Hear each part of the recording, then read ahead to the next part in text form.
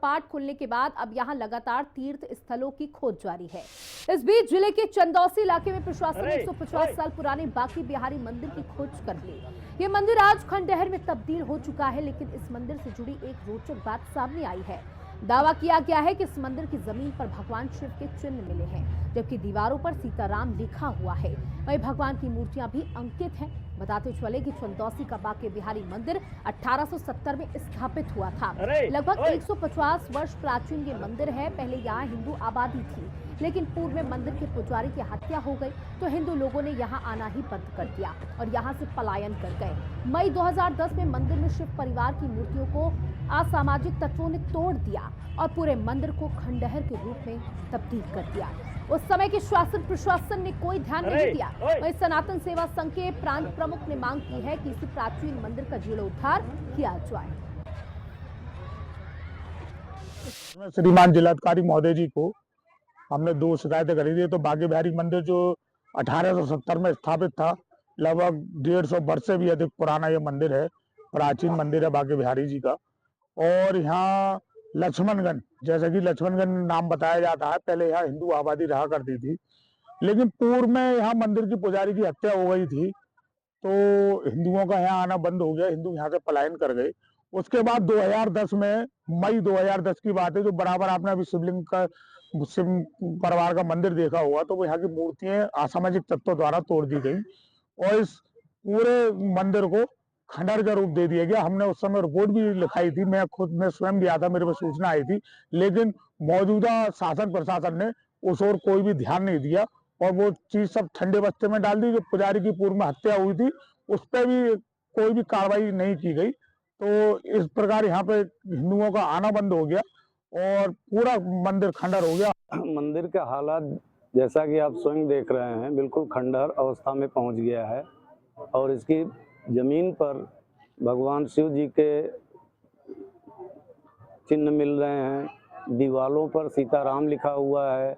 इसके अलावा दीवारों पर भगवान की मूर्तियां बनी हुई हैं और ऐसी स्थिति में इसकी जांच कराई जाएगी, तभी यह पता चल सकेगा कि यह कितना पुराना है और किन परिस्थितियों में आज यह खंडहर की अवस्था में पहुंच गया। उन परिस्थितियों की भी जांच कराई जाएगी और जो उसके जिम्मेदार हैं उनको उसका परिणाम भुगतना पड़ेगा। जौनपुर के शाही पुल की दीवार के अंदर महाकाली की मूर्ति होने का दावा किया गया है, जिसके बाद हिंदू पक्ष के लोग शाही पुल के नीचे गुंबद के पास पहुंचे और प्रशासन को 2 दिन का अल्टीमेटम देते हुए दीवार गिराने की भी बात कही। स्थानीय लोगों का कहना है कि सदियों से लोग यहां पूजा पाठ करते आ रहे हैं।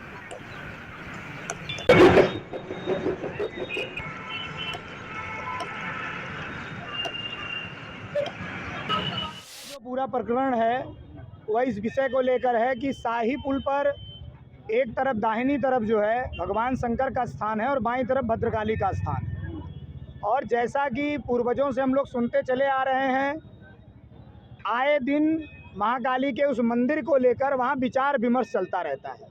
3 वर्ष पहले इसको लेकर एक उग्र आंदोलन भी शुरू हुआ था, ज्ञापन भी दिया गया। महेश सोनी है हनुमान घाट के, उन्होंने अपनी टीम के साथ इस पर बड़ी मेहनत भी की, लेकिन रिजल्ट यह निकला कि वहाँ कुछ है ही नहीं।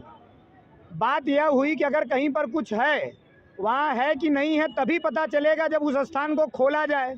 तो हमारा सरकार से, जिला प्रशासन से, डीएम साहब से, एसडीएम साहब से, एसएसपी महोदय से, एसपी सिटी से, सीओ सिटी कोतवाल, चौकी इंचार्ज, यहाँ के जो भी हवलदार है, जो भी प्रशासनिक अमला है, सबसे है कि हिंदू समाज कभी भी उपद्रव का विचारक नहीं रहा है।